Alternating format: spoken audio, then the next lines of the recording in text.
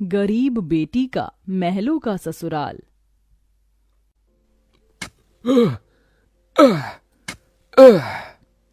तपती धूप में वह गरीब किसान खेतों में फावड़ा चला रहा था। उसके माथे से तर तर पसीना बहे जा रहा था। तभी गंगा गमछा उठाकर पिता का पसीना पोंछती है। बाबा, आपके माथे से कितना पसीना बह रहा है। आप थक भी गए हैं, थोड़ी देर आराम कर लो। फावड़ा मुझे दो। गंगा को खेत में फावड़ा चलाते देख सेवक राम की आंख भर आती है। मेरी गरीब बेटी के जिन हाथों में मेहंदी लगनी थी, उन्हीं नाजुक हाथों से मेरी गंगा सख्त फावड़ा चला रही है।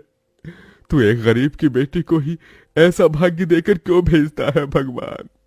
एक गरीब के जीवन की सबसे बड़ी दुविधा बेटी को ब्याहना होता है। ये कहानी है ऐसे ही किसान सेवक राम की, जो बड़ा गरीब है। उसकी दो बेटी गंगा और अंजू हैं।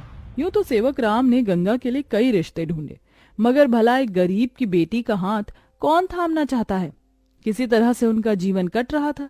सेवक राम, उसकी बूढ़ी पत्नी जानकी और दोनों बेटी सारा दिन तपती धूप में खेत में काम करते रहे। शाम को खेत का मालिक ब्रिज वहां आया। अरे ओ सेवक राम, सारा खेत जोत दिया? जी ब्रिज बाबू, खेत भी जोत दिया और बीज भी बो दिया। ये ले, तेरे परिवार की आज की दिहाड़ी 250 रुपए। ये क्या मालिक, आप पैसे तो कम दे रहे हैं। पहले मेरी अकेले की दिहाड़ी आप मुझे 200 रुपए देते थे, फिर घटाकर 100 रुपए कर दिया और फिर सीधे 70 रुपए कर दिया, और उसमें भी पूरे पैसे नहीं दे रहे हैं। मैं, मेरी दोनों बेटी और पत्नी को मिलाकर हम कुल 4 जन आज खेत में दिन भर जर मर कर खटे हैं। अरे 30 रुपए ही तो कम है, उसमें क्या तू खरीद लेगा? है एक एक रुपया भी मेहनत से कमाना पड़ता है मालिक। फिर ब्रिज बाकी के 30 रुपए भी सेवक राम को दे देता है, जिसके बाद वह अपनी मढ़ई में आ जाते हैं और गंगा सबको खाना बनाकर खिलाती है और एक फटे गुदरी पर पूरा परिवार जमीन पर लेट जाता है। मगर एक पिता होते हुए सेवक राम चिंता में सो भी नहीं पाता। वह रात भर आंसुओं से बिछौना भिगोता है। अजी, आप अभी तक जाग रहे हैं? जिसके घर में जवान बेटी ब्याहने को हो, वो कैसे सोए? जाने मेरी गरीब बेटी के भाग्य में क्या लिखा है। भगवान ने सभी के घर आंगन में भाग्य जाग रहे हैं, मगर मेरी मढ़ई के आंगन में मंडप कब बनेगा? अजी, तुम चिंता मत करो, भगवान ने कहीं न कहीं जोड़ी बनाई होगी। सेवक राम का यही दुख कम न था। अभी तो और भी कठिनाई आने को थी। अगले दिन जब चारों खेत में पहुंचे कि तभी। क्यों रे सेवक, कल तू 30 रुपए के लिए पाठ पढ़ा रहा था, अब क्या करेगा? क्योंकि ये सारी की सारी जमीन तो पृथ्वीराज जी ने खरीद ली। तभी अंजू ने गंगा से कहा, दीदी, अब हम क्या खाएंगे? खेत बोकर ही तो थोड़े बहुत पैसे मिलते थे। सेवक राम अपने परिवार को लेकर लौट आया। वह दिन रात चिंता में गलने लगा। ऐसे घर कैसे चलेगा प्रभु? कैसे होगी गंगा की शादी? और शादी नहीं हुई तो लोग मेरी गंगा को जाने क्या क्या नाम देंगे, क्या क्या ठहराएंगे जानकी। मैं काम ढूंढने जा रहा हूँ। बाबा, मैं भी आपके संग चलूंगी। दोनों काम ढूंढते एक बड़े से मिल में आए, जहां शिव नाम का एक नौजवान गरीब मजदूर भी काम कर रहा था। जहां मजदूर राशन की बोरी भरी मालगाड़ी खींच रहे। सेवक राम ने काम मांगा, दोनों को काम मिल गया। गंगा अपने पिता की बराबरी में काम करती। तपती धूप से अक्सर उसके पांव और हाथ में मालगाड़ी खींचने से छाले से पड़ जाते, तो वहीं घर आकर वह अपनी माँ का हाथ बटाती। आप ही अपनी चक्की पीसती, कड़ी धूप में सड़कों से गोबर बीन कर लाती, उपले बनाती। एक दिन मालगाड़ी खींचते वक्त शिव उसकी मदद करता है। काका, क्या मैं आप दोनों के साथ खाना खा सकता हूँ? बड़ी भूख लगी है और मैं खाना भी नहीं लाया। हाँ बेटा, आओ ना। ये कहते हुए गरीब गंगा अपने प्याज और रोटी में से उसे भी देती है और हिचक से भरकर कहती है, माफ कीजिएगा, आपको खिलाने के लिए हमारे पास कोई पूरी पकवान तो नहीं है। जो है यही खा लीजिए। शिव वह रूखा सूखा भी हंसकर खाने लगा। अब अक्सर शिव उनकी मदद कर देता। उसकी अच्छाई गंगा के मन को भाने लगी और एक दिन शिव ने कहा, काका, अगर आप मुझे इस काबिल समझे तो मैं आपकी बेटी का हाथ थामना चाहता हूँ। बेटा, मेरी गरीब बेटी को तुम जैसा मेहनती जीवन साथी मिलेगा। मुझे तुम पसंद हो बेटा। गरीब सेवक राम की दिली इच्छा तो थी कि गंगा को बड़ा और अच्छा घर द्वार मिले, मगर उसके मन में शिव को लेकर भी एक संतोष था। मगर सेवक राम ने जो कभी सोचा भी नहीं था, अगले दिन वो हुआ। कई बड़ी गाड़ियां लाइन से उसके चौखट पर आईं और शगुन से भरी थालियों के साथ शिव अपने परिवार के संग उनके घर आया। उनके महंगे कपड़े लत्ते देख एकदम महलों में रहने वालों से थे। शिव के संग उसके माता पिता पृथ्वीराज, वसुंधरा और बहन योगिता थी।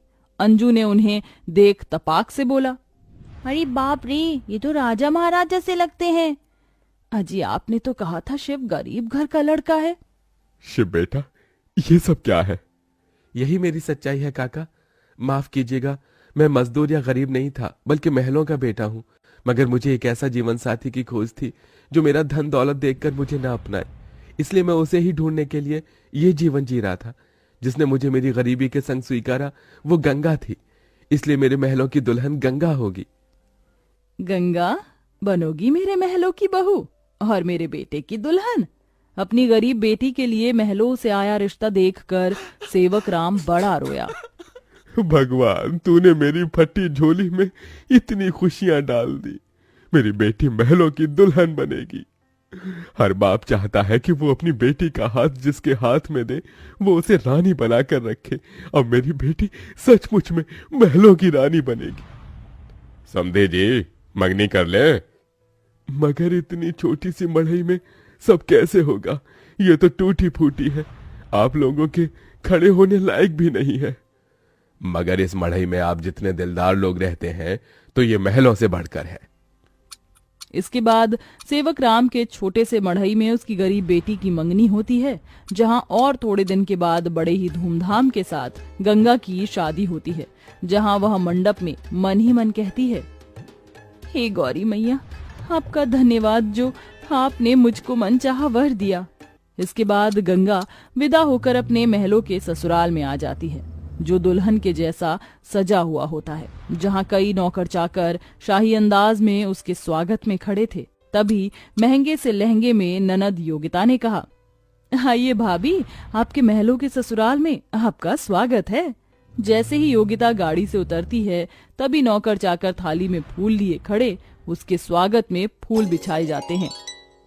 जहां कल तक उसके पांव को कांटों की चुभन मिली थी, आज वह महल की दुल्हन बनकर फूलों में बदल चुके थे।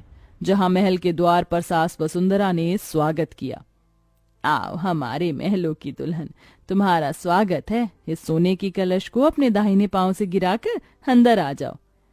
जी माँ। गंगा ने कलश गिराकर स्वागत किया। तभी ससुराल वालों ने उसे अनेकों तोहफे दिए। गंगा बहू, ये हार पिछले कई पुश्तों से हमारे महल में चला आ रहा है, अब तुम इसकी हकदार हो। भाभी, ये तोहफा मेरी तरफ से और ये तोहफा मेरी ओर से बहू। गीता दे रही हूँ, मैं जानती हूँ तुम इस महल का मान बढ़ाओगी। गंगा ने गीता को माथे से लगाया और फिर सास ससुर का आशीर्वाद लिया। माँ जी, बाबूजी, मुझे आशीर्वाद दीजिए ताकि मैं इस महल का मान निभा सकूं। सदा सुहागन रहो, जुग जुग जीती रहो। फिर गंगा विदाई में दिए अपनी गठरी को संग लिए शिव के साथ कमरे में आ गई, जहां आलीशान बड़ा कमरा, ऐशो मखमल का बिछौना और सब कुछ था, जिसे उस गरीब दुल्हन की आंखें देखती रह गईं। कैसा लग रहा है महलों के ससुराल में आकर? खुशी से गंगा की आंखें भर आईं। उसने कहा, यकीन नहीं होता, भगवान ने एक बार में ही इतनी खुशी दे दी। शिव, सब एक सपने जैसा लग रहा है।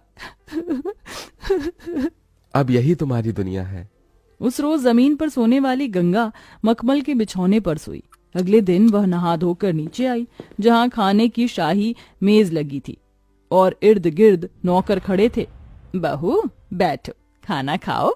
तभी नौकर ने गंगा को खाना परोसा। एक निवाला खाते ही गंगा को अपनी संघर्ष भरी जिंदगी और याद आ गई। उसकी आंखों से आंसू छलक गए। क्या हुआ गंगा बहू, खाना अच्छा नहीं बना?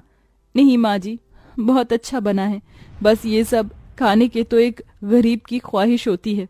मैं बहुत खुश हूँ, बस चाहती हूँ कि हर लड़की को उसके सपनों का ससुराल मिले, जैसे मुझे मिला। थोड़े दिन में गंगा अपने महलों के ससुराल में सुखी से रहने लगी। किसी गरीब की बेटी को चुनकर हम भी ये पुण्य कमा सकते हैं।